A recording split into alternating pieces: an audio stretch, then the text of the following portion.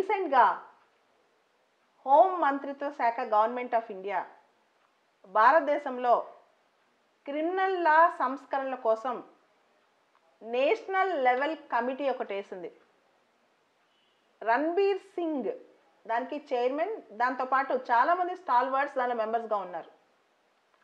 ఇండియాలో ఈ రోజున క్రిమినల్ లా సంస్కరణలు చాలా అవసరం.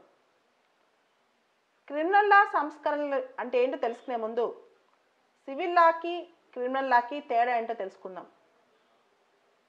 విడాకులు అంటే డైవర్స్ సంబంధించి, ఆస్తి హక్కుకు సంబంధించి, లేదా ఏదైనా కాంట్రాక్ట్ ఉల్లంఘనకి సంబంధించి ఇలాంటివి ఉన్నప్పుడు దాన్ని సివిల్ లాస్ అంటారు. రేప్, మర్డర్లు, రేపులు ఇలాంటి వాటికి సంబంధించి క్రిమినల్ లాస్ అంటారు.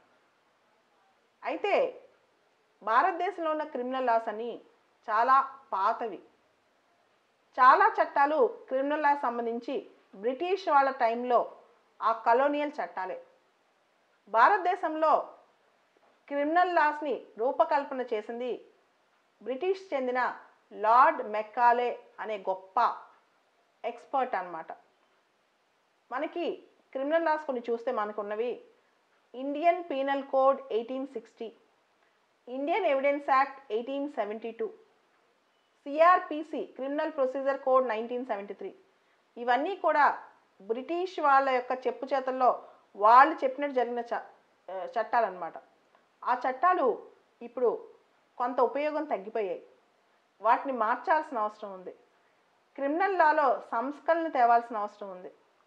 2003లో క్రిమినల్ జస్టిస్ రిఫార్మ్స్ కోసం మలీమత్ కమిటీ ఒకటి వేసి ఆ కమిటీ సిఫార్సులు ఇచ్చారనమాట.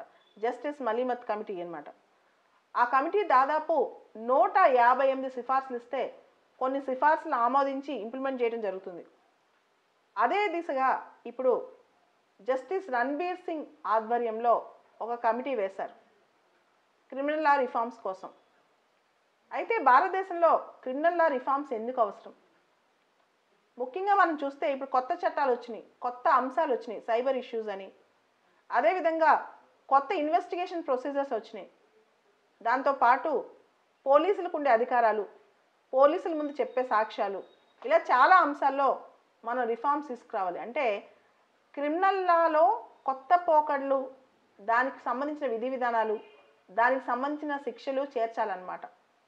21st సెంచరీలో క్రైమ్స్ రూపురేఖలు మారిపోయాయి. మనం ఊహించినంత విధంగా కొత్త కొత్త నేరాలు వస్తున్నాయి అన్నమాట. వీటికి సంబంధించి 1860లో రాసిన ఐపీసీలో పూర్తి స్థాయి అవగాహన కానీ పూర్తి స్థాయి అనాలిసిస్ కానీ లేదు. దీనికి సంబంధించి సంస్కరణలు రావాల్సిన అవసరం ఇమీడియట్గా ఉంది.